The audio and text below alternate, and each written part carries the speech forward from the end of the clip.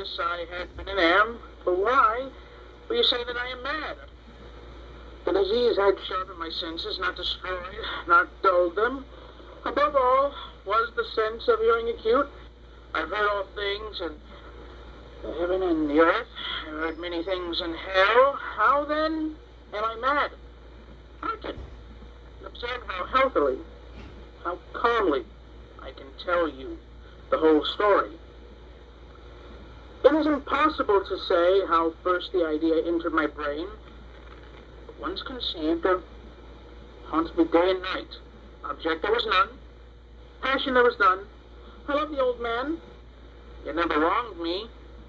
He had never given me insult. For his gold I had no desire. I think it was his eye. Yes, it was this.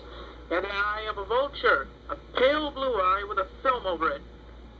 Whenever it fell upon me, my blood ran cold, and so, by degrees, very gradually, I made up my mind to take the life of the old man, and thus rid myself of the eye forever. Now, this is the point. You fancy me mad. Madmen know nothing, but you should have seen me. You should have seen how wisely I proceeded, with what caution, with what foresight, with what dissimulation I went to work. I was never kinder to the old man than during the whole week before I killed him. And every night about midnight, I turned the latch of his door and opened it, oh, so gently. And then, when I had made an opening sufficient for my head, I put in a dark lantern, all closed so that no light had shone out.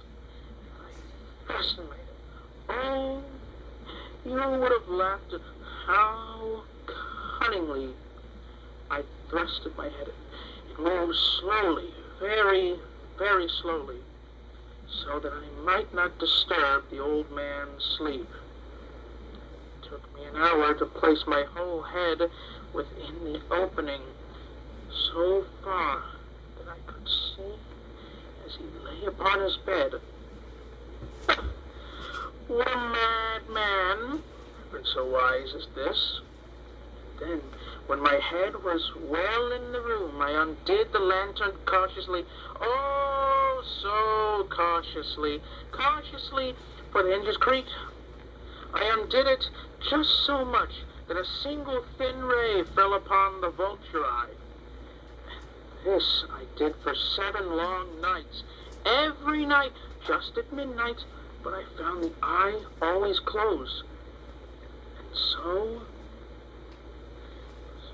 not the old man who vexed me, but his evil eye. And every morning, when the day broke, I went boldly into the chamber and spoke courageously to him, calling him by name in a hearty tone and inquiring about how he had passed the night. So you see, he would have been very profound old man, indeed, to suspect that every night, just at 12, I looked in upon him while he slept. On the 8th night, I was more than usually cautious when opening the door. A watch's minute hand moved more quickly than mine did. Never before that night had I felt the extent of my own power out of my sagacity. I could scarcely contain my feelings of triumph to think that there I was, opening the door, little by little, and he not even to dream of my secret deeds or thoughts. I fairly chuckled at the idea, and perhaps he heard me, for he moved on the bed suddenly, as if startled. Now you may think that I drew back, but no. His room was as black as pitch with thick darkness, for the shutters were close fastened through fear of robbers. And so I knew that he could not see the opening of the door, and I kept pushing on it steadily. I had my head in. I was about to open the lantern, and my thumb slipped upon the tin fastening. The old man sprang up in bed, crying out, "Who's there?" I kept quiet. Still, I said nothing. For a whole hour I did not move. I did not move a muscle. And in the meantime, I did not hear him lie down. He was still sitting up in the bed listening, just as I have done, night after night, hearkening to the death watches in the wall. Presently, I heard a slight groan. I knew it was the groan of mortal terror. It was not a groan of pain or grief. Oh, no! It was a low, stifled sound that arises from the bottom of the soul when overcharged with awe. I knew that sound well. Many a night, just at midnight, when all the world slept, and it welled up my own bosom deepening. It was a dreadful echo, terrors that distracted me. I say I knew. Well, I knew what the old man felt. I pitied him, although I chuckled at heart. I knew he had been lying awake ever since the first slight noise, when he had turned in his bed.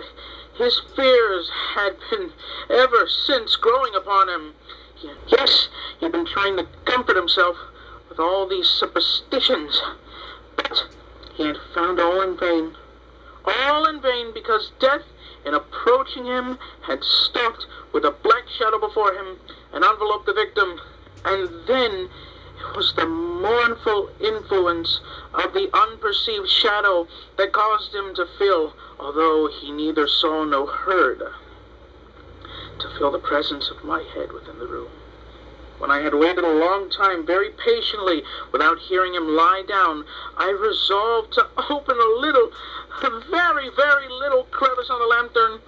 So I opened it. You cannot imagine how stealthily, until at length, with a simple dim ray, like the thread of a spider, shot out from the crevice and fell upon the vulture's eye. It was open, wide open. I grew furious and gazed upon it, with its perfect distinctness, all a dull blue, with a hideous veil over it, that chilled the very marrow of my bones. But I could see nothing else of the old man's face or person, for I had directed the ray, as if by instinct, precisely upon the damned spot. And I told you, what you mistake for madness is but over a keenness of the sense. Now I say, there came to my ears a low, dull, quick sound, such as watch makes when enveloped in cotton. I knew the sound well, too. It was beating of the old man's heart. It increased my fury, as the beating of a drum stimulates a soldier into courage. But even yet I refrained and kept still. I scarcely breathed. I held the lantern motionless. I tried how steadily I could maintain the ray upon the eye. Meantime, the hellish tattoo of the heart increased.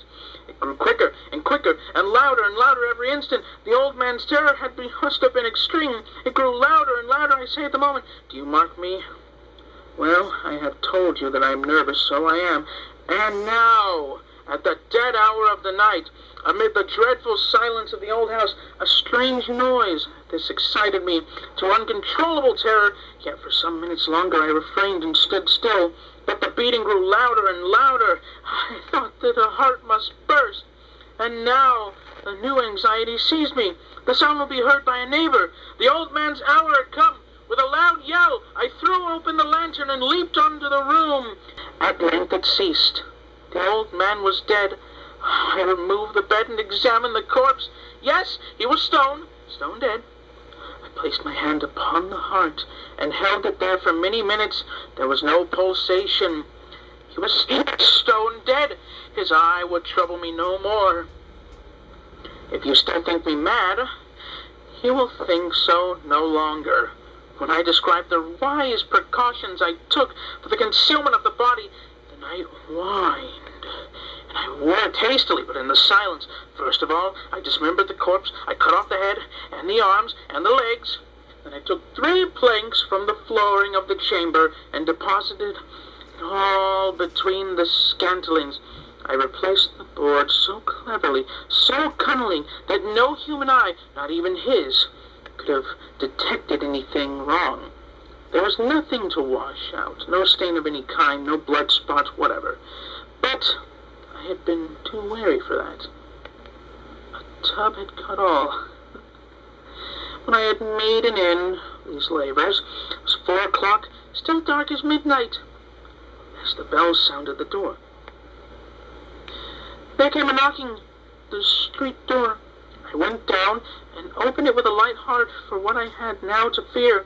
There entered 3 men who introduced themselves with perfect suavity as officers of the police. A shriek had been heard by a neighbor during the night. Suspicion of foul play has been detected. Roused. Information had been lodged at the police office, and they, the officers, had been deputed to search the premises. I smiled. For what had I to fear? I bade the gentleman welcome. The shriek, I said, was my own in a dream. The old man, I am mentioned, was absent in the country. I took my visitors all over the house. I bade them search well. I led them at length to his chamber. I showed them his treasures, secure, undisturbed, in the enthusiasm of my confidence. I brought chairs into the room and desired them to rest here for their fatigues, while I myself, in the wild audacity of my perfect triumph, placed my own seat upon the very spot beneath which I reposed the corpse of the victim. The officers were satisfied. My manner had convinced them.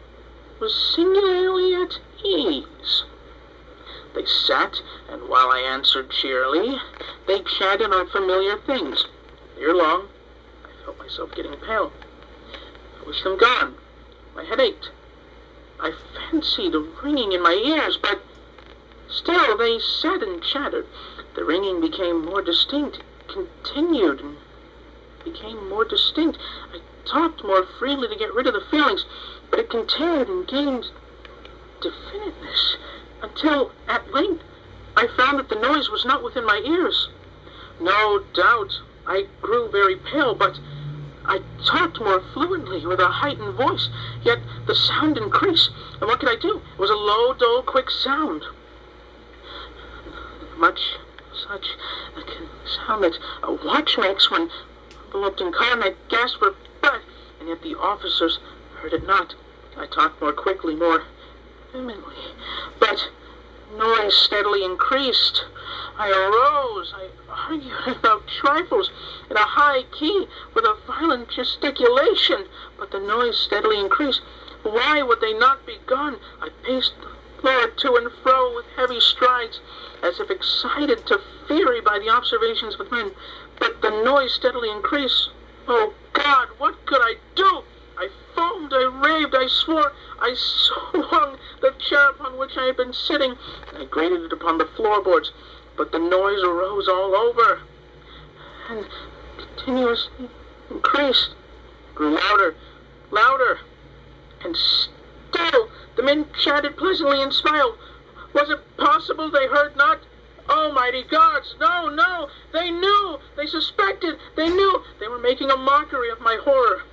I thought this I think, but anything was better than this agony.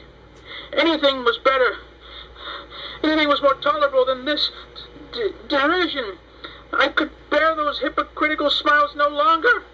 I fear that I must scream or die. And now again, hark, louder, louder, louder, louder. Villains! I shrieked. Dissemble no more. I admit the deed. Tear up the planks. And here is the beating of his hideous